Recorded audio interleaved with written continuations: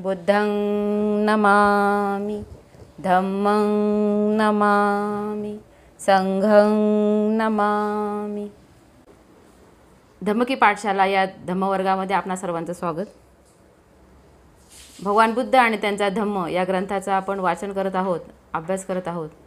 आज आपण चतुर्थ खंड धर्म आणि धम्म यामध्ये भाग पहिला धर्म आणि धम्म 4 धर्म आणि धम्म यामधील इतर भेद भगवान आणि पोट्टप्पद यांच्यामधील संवादात व्यक्त झाले आहेत। 5 नीती आणि धर्म, 6 धम्म आणि नीती, 7 केवळ नीती पुरेशी नाही, ती पवित्र आणि सर्वव्यापक असली पाहिजे।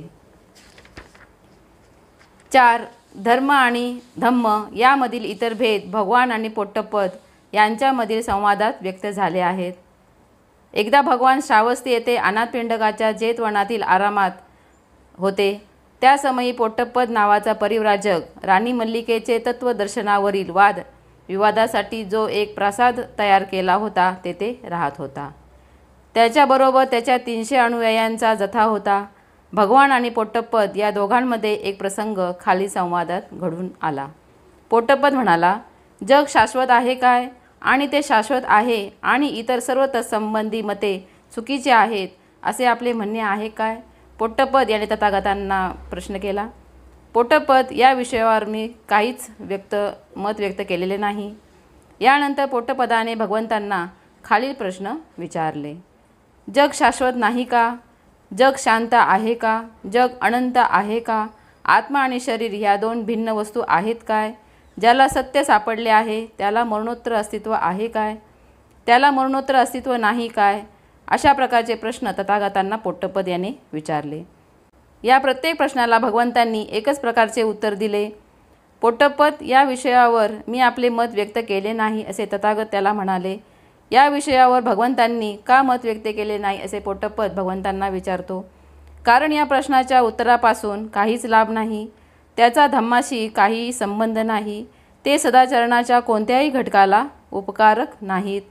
त्यापासून अनासक्ती, रागद्वेषापासून मुक्ती, शांती, शमन, सत्यज्ञान, अष्टांग मार्गाचा उच्चात्तर अवस्थांचे ज्ञान किंवा निर्वाण साधत नाही, म्हणून मी यावर आपले मत व्यक्त केलेले नाही असे तथागतांनी त्याला उत्तर दिले। मग भगवंतांनी निश्चित असे काय केले? जर या गोष्टी नाही आहे तर मग भगवंतांनी काय केले असे पोट्टप्पद याने विचारले। पोट्टप्पदा, मी दुःख म्हणजे काय? दुःखाचे कारण काय? दुःखाचा निरोध म्हणजे काय? आणि दुःखाचा निरोध कसा साधता येईल हे स्पष्ट केलेले आहे। तथागतांनी दुःखाचे कारण, दुःखाचे निवारण यावर उपदेश केला। भगवंतांनी हे तरी का स्पष्ट केले? हे का स्पष्ट केले असे पोट्टप्पद भगवंतांना विचारतो। पोट्टप्पद, कारण त्यापासून लाभ आहे, तो धम्माचा विषय आहे। सदाचरण, अनासक्ती, रागद्वेषापासून मुक्ती, शांती, समन, अष्टांग मार्गातील उच्चतर अवस्थांसंबंधी दृष्टी आणि निर्वाण यामुळे साधता येते। म्हणून तर मी दुःख, दुःखाचे कारण आणि दुःख निरोधाचे साधन या संबंधी विधान केले आहे असे तथागत पोट्टप्पद याला स्पष्ट करतात। या संवादात धर्माचा विषय आणि धम्माचा विषय या दोहोंचे स्वरूप स्पष्ट झालेले आहे। ते 2 विषय एकमेकांपासून अगदी भिन्न आहेत।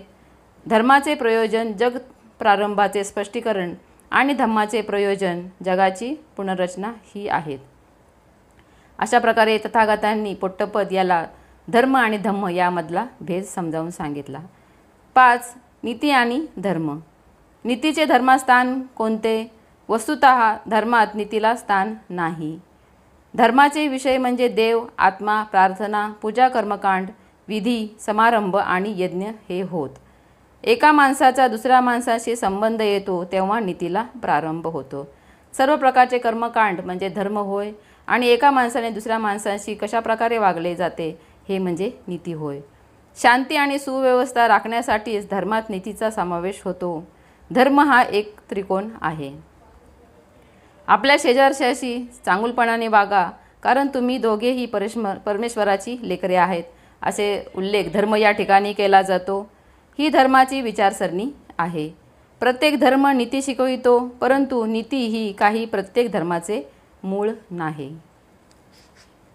धर्माच्या व व्यवहारात नीतीचे कार्य हे आकस्मिक किंवा प्रासंगिक आहे, म्हणून नीती ही धर्मात प्रभावशाली ठरत नाही. धर्मामध्ये नीती ही प्रभावशाली ठरत नाही हे आता स्पष्ट करून सांगितले. 6. धम्म आणि नीती. धम्मात नीतीचे स्थान कोणते? याचे साधे उत्तर म्हणजे नीती म्हणजे धम्म आणि धम्म म्हणजे नीती. धम्माची व्याख्या: धम्म म्हणजे नीती आणि नीती म्हणजे धम्म. दुसऱ्या शब्दात बोलायचे म्हणजे धम्मात जरी देवाला स्थान नसले तरी त्याचे स्थान नीतीने पटकावलेले आहे. धम्मामध्ये देवाचे स्थान नीतीने घेतलेले आहे. धम्मात प्रार्थना, तीर्थयात्रा, कर्मकांड, विधी, यज्ञ यांना स्थान नाही. नीती हे धम्माचे सार आहे, त्याशिवाय धम्म नाही. नीती हेच धम्माचे सार आहे. धम्मात माणसाने माणसावर प्रेम केलेच पाहिजे, यातूनच नीतीचा उगम होतो. 7. केवळ नीती पुरेशी नाही, ती पवित्र आणि सर्वव्यापक असली पाहिजे. वस्तू पवित्र केव्हा ठरते? ती का पवित्र ठरते? प्रत्येक प्राथमिक अथवा प्रगल्भ समाजात काही वस्तू अथवा समजुती पवित्र मानल्या जातात व काही अपवित्र मानल्या जातात. जेव्हा वस्तू अथवा समजूत पवित्रतेच्या अवस्थेला पोचते तेव्हा तिचे उल्लंघन करता येत नाही. एखादी वस्तू किंवा अवस्था ही पवित्र जेव्हा समजली जाते तेव्हा त्याचे नियमांचे उल्लंघन करता येत नाही. या उलट जी वस्तू अथवा समजूत अपवित्र म्हणजे पवित्राच्या क्षेत्राबाहेरची असते तिचे उल्लंघन केले तरी चालते, आणि जी अपवित्र वस्तू आहे किंवा समजूत आहे तिचे उल्लंघन, नियमाचे उल्लंघन केले तरी चालते. जे पवित्र ते मंगल होय, त्याचे उल्लंघन केले म्हणजे धर्मबाह्य वर्तन ठरते. नियमाचे उल्लंघन झाले की ते वर्तन धर्मबाह्य ठरते. नीतीला पावित्र्य देण्यात 3 घटक कारणीभूत झाले आहेत. पहिला घटक म्हणजे श्रेष्ठांचे संरक्षण करण्याची सामाजिक हिताच्या दृष्टीने आवश्यकता. नीतीला पावित्र्य का दिले आहे तर श्रेष्ठांचे संरक्षण होण्यासाठी त्याला पावित्र्य दिलेले आहे. ह्या प्रश्नांची पार्श्वभूमी जीवन कलह आणि जीवन संघर्षात योग्यतम माणसे टिकून राहिली पाहिजेत या सिद्धांतात आहे. जीवनामध्ये जो संघर्ष आहे, जीवन कलह आहे, यामध्ये माणसांनी व्यवस्थित राहिले पाहिजे यासाठी हा सिद्धांत आहे. नंतर असा प्रश्न उद्भवतो की कमजोर म्हणजे दुर्बळ माणसांचे संरक्षण करण्याचा मार्ग कोणता? चोरांमध्ये आपापसात नीती असते असे नाही. व्यापारातही आपापसात नीती असते. एकाच जातीच्या माणसात आपापसात नीती असते. दरोडेखोरांच्या टोळीतही आपापसात नीती असते. ही नीती म्हणजे एका विशिष्ट समूहाच्या हिताचे संरक्षण करण्यापुरतीच मर्यादित म्हणजे समाजहित विरोधक असते. या प्रकारच्या नीतीतील वेगळेपणाचे जाणीव आणि आपल्यापुरतीच क्रियाशीलता ही तिने समाजविरोधक रूप अगदी उघडे करतात. जेव्हा जेव्हा एखादा विशिष्ट समूह आपला स्वार्थ साधण्यासाठी नीती पाळतो तेव्हा तेव्हा त्या नीतीचे समाजविरोधक रूप स्पष्ट होते. जेव्हा स्वतःचा स्वार्थ साधला जातो तेव्हा ते समाजविरोधक असे रूप आहे.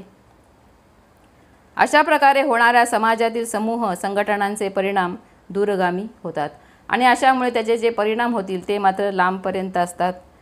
जर समाज असा परस्पर विरोधक समूहांचा बनला तर तो समाज असंघटित व शकलित राहील.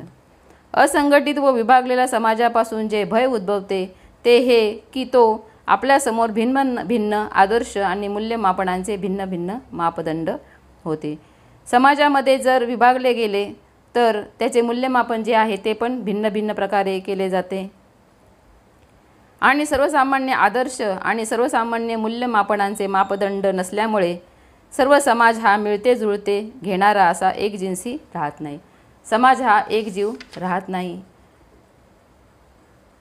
तिसऱ्या एका कारणास्तव नीती पवित्र आणि सर्वव्यापक असण्याची आवश्यकता आहे आणि ते म्हणजे व्यक्तीच्या विकासाला संरक्षण देण्यासाठी.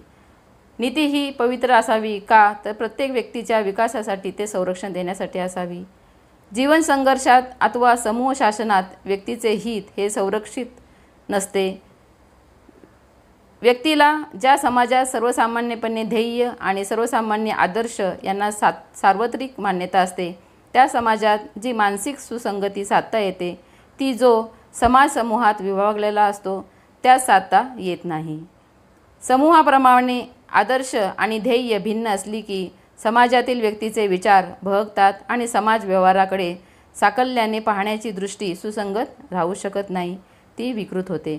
समाज वेगवेगळ्या विभागात विभागला गेल्यानंतर त्याच्यामध्ये एकता राहत नाही. जीवन संघर्षात अथवा समूह शासनात व्यक्तीचे हित हे सुरक्षित नसते. व्यक्तीला ज्या समाजात सर्वसामान्य ध्येये आणि सर्वसामान्य आदर्श यांना सार्वत्रिक मान्यता असते, त्या समाजात जी मानसिक सुसंगती साधता येते ती जो समाज समूहात विभागलेली असतो त्या साधता येत नाही. तिसऱ्या एका कारणास्तव नीती पवित्र आणि सर्वव्यापक असण्याची आवश्यकता आहे आणि ते म्हणजे व्यक्तीच्या विकासाला संरक्षण देण्यासाठी. नीतीला पावित्र्य असावे ते म्हणजे व्यक्तीच्या विकासाला संरक्षण मिळण्यासाठी त्याला पावित्र्य असावे. दुसरे असे की समूह व्यवस्थेमुळे पक्षपातीपणा वाढतो आणि न्याय मिळत नाही. समूह व्यवस्थेमुळे समाजाचे वर्गप्रधान थर बनतात.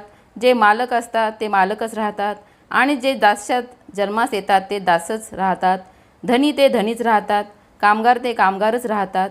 अधिकार संपन्न ते अधिकार संपन्न राहतात आणि गुलाम ते गुलाम राहतात.